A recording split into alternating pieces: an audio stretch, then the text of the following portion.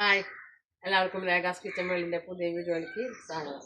അപ്പം ഇന്ന് നമ്മൾ ഉണ്ടാക്കാൻ പോകുന്നത് ചെമ്മീനും കൊള്ളി. അപ്പം നമുക്ക് വീഡിയോയ്ക്ക് പോട്ടാ. രേഖ ഇന്നത്തെ സ്പെഷ്യൽ എന്താ? ഇന്നത്തെ നമ്മുടെ സ്പെഷ്യൽ എന്ന് പറഞ്ഞു കഴിഞ്ഞാൽ മറ്റേ പച്ച ചെമ്മീനുണ്ടല്ലോ, ആ ചെമ്മീൻ കൊള്ളിട്ടിട്ട് വെക്കാണ് നമ്മൾ. കൊള്ളി അപ്പൊ അത് ആരും വെച്ച് കണ്ടിട്ടില്ല, വെച്ചിട്ടില്ല എന്നാണ് എന്റെ അറിവ്. അപ്പൊ നമുക്ക് അതൊന്ന് കൊള്ളിട്ടിട്ട് വെക്കാം. അപ്പൊ അതിലേക്കുള്ള കാര്യങ്ങൾ എന്താണെന്ന് നമുക്ക് നോക്കാം.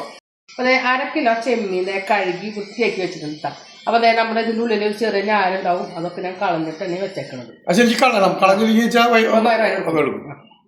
പിന്നെ നമ്മൾ അതിലേക്ക് ആവശ്യമുള്ളത് 3 പച്ചമുളക് കീറി വെച്ചിട്ടുണ്ട്, 2 ചുവന്നുള്ളി ചതച്ച് വെച്ചിട്ടുണ്ട്, 2 ചെറിയ വെളുത്തുള്ളി, അതായത് കുടം നല്ല വെളുത്തുള്ളി ഇട്ടാൽ അത് നീളനെ കീറി വെച്ചിട്ടുണ്ട്.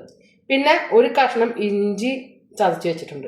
പിന്നെ നമ്മളൊരു കൊള്ളിയാണ്, കൊള്ളി ഇതേപോലെ നീളനെ അരിഞ്ഞ് വെച്ചിട്ടുണ്ട്.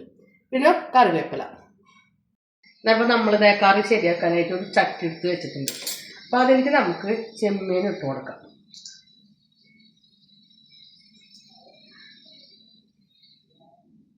പിന്നെ ഈ കറിക്ക് ഒരു പ്രത്യേകത കൂടി ഉണ്ട് കേട്ടോ. നാളികേരം ഇതിലൊട്ടും ചേർക്കില്ല. നാളികേരം ചേർക്കാണ്ടാണ് നമ്മൾ ഈ കറി വെക്കുന്നത്.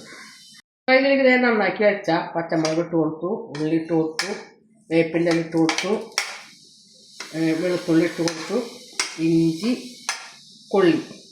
അപ്പോൾ ഈ കൊള്ളി നമ്മളിപ്പോൾ ചേർക്കുമ്പോൾ ഇതിൻ്റെ ഒപ്പം നമ്മൾ പുളി ചേർക്കണില്ല. പുളി കൊള്ളി വെന്തതിന് ശേഷമാണ് പുളി ചേർക്കുള്ളൂ.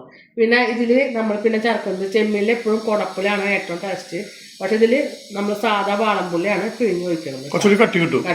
പിന്നെ അത് തന്നെയല്ല, നമുക്ക് വേണമെങ്കിൽ നിങ്ങൾക്ക് ഇനി എല്ലാം കൂടി കൂട്ടി വെക്കാന്ന് വെച്ചാൽ കൊള്ളി വേറെ വേവിച്ചിട്ട് ലാസ്റ്റ് ഇട്ടാലും മതി. അപ്പോൾ ഞാനിതിൽ കൊള്ളിയിൽ നമുക്ക് മുളകൊക്കെ നന്നായി പിടിക്കാൻ വേണ്ടിയിട്ടാണ് കൊള്ളി ഒപ്പം ഇട്ടേക്കുന്നത്. അപ്പോൾ അതെ, ഇതിലേക്ക് മുളക് പൊടി 2 ടീസ്പൂൺ മുളക് പൊടിയാണ് ചേർത്ത് കൊടുക്കുന്നത്. സ്പൂൺ കാശ്മീരി മുളക് പൊടി, ഒരു നിറത്തില്ല. എരിവിലാണ് നമ്മളെപ്പോഴും സാധാ മുളക് പൊടി ചേർക്കുന്നത്.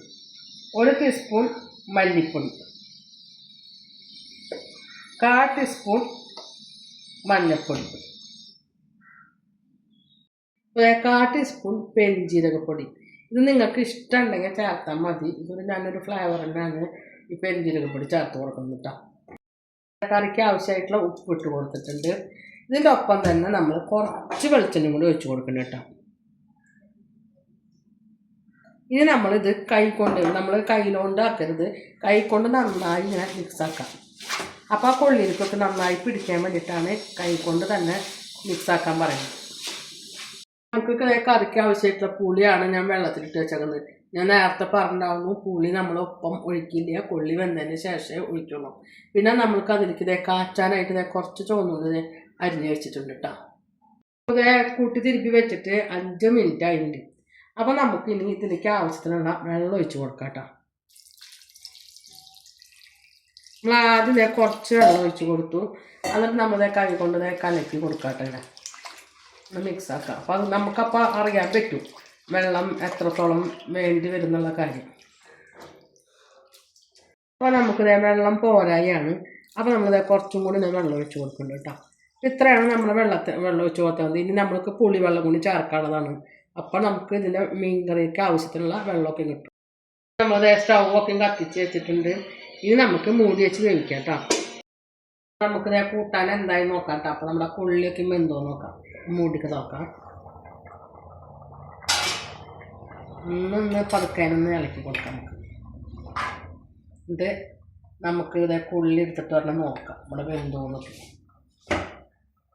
കൊള്ളി വേവായിട്ട് അതന്നെ നമുക്ക് അതേപോലെ പൊടിഞ്ഞിട്ടുണ്ട്.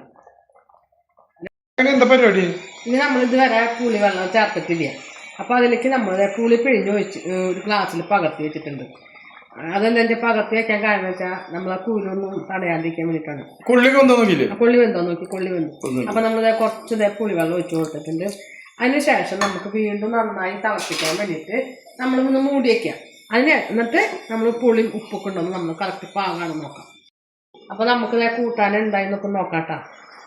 അപ്പോൾ ഇതിൽ നമ്മൾ നേരത്തെ പുളിയൊക്കെ പിഴിഞ്ഞ് വെച്ചിട്ടുണ്ടായിരുന്നു. അപ്പോൾ നമുക്ക് പുളിയൊക്കെ ഉണ്ടോ നോക്കാം. ഈ പുളി ഉപ്പൊക്കെ ഉണ്ടോ നമുക്ക് പാകത്തിന് നോക്കാം കേട്ടോ. ആ ഉണ്ട്, അല്ലാതെ പാകമാണ്. നമ്മുടെ കറിയിൽ ഉപ്പും പുളിയൊക്കെ ഉണ്ട്. മീൻ കറിയുടെ കുറുകി നമ്മുടെ കറിക്ക് പറ്റിയ അത്യാവശ്യമുള്ള വെള്ളത്തിനൊക്കെ ആയിട്ട് നമ്മൾ തീ ഓഫാക്കാണ് കേട്ടോ. അപ്പോൾ ഇനി ഇതിൽ കിടന്നിട്ട് ഇനിയും കുറച്ചും കൂടി നമ്മൾ ഇത് വറ്റും. മീൻ കൂട്ടാനൊക്കെ ഒന്ന് കാച്ചാനായിട്ട് ഒരു പാത്രം എടുത്ത് വെച്ചിട്ടുണ്ട്. ഇനി നമുക്ക് ഉള്ളിട്ട് കൊടുക്കാം കേട്ടോ. അതിനൊപ്പം തന്നെ ഇതിന് പ്രത്യേകിച്ച് വെളിച്ചെണ്ണ ചൂടാവുന്നു വേണ്ട, വെളിച്ചെണ്ണ ഇട്ട് കൊടുക്കാം. ഒരു തുണ്ട് ഉലുവിട്ട് കൊടുക്കുന്നുണ്ട് കേട്ടോ. കട്ടിക്കൊരു കൊഴുപ്പ്, അങ്ങനെ കറിക്ക് ഒരു കൊഴുപ്പ് കിട്ടാൻ വേണ്ടിയിട്ടാണ്. പിന്നെ ഒരു തണ്ട് കറിവേപ്പിലും കൂടി ഇട്ട് കൊടുക്കുന്നുണ്ട്. ഉള്ളിലൊക്കെ നല്ലപോലെ മൂത്തിട്ടുണ്ട് കേട്ടോ. അപ്പോൾ നമ്മൾ സ്റ്റൗ ഒക്കെ ഓഫാക്കി കൊടുത്തു. ഇനി നമുക്കിത് ചട്ടിയിലേക്ക് ഒഴിക്കണം.